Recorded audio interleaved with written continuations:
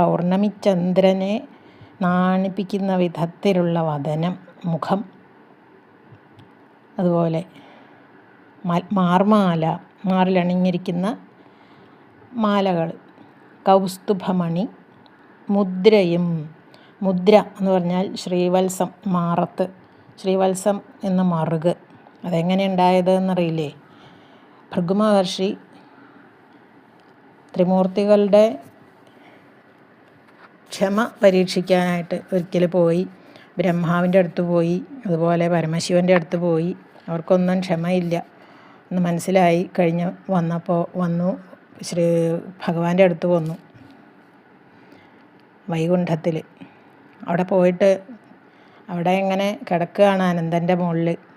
വേഗം ചെന്നൊരൊറ്റ ചവിട്ട് മാറത്ത്.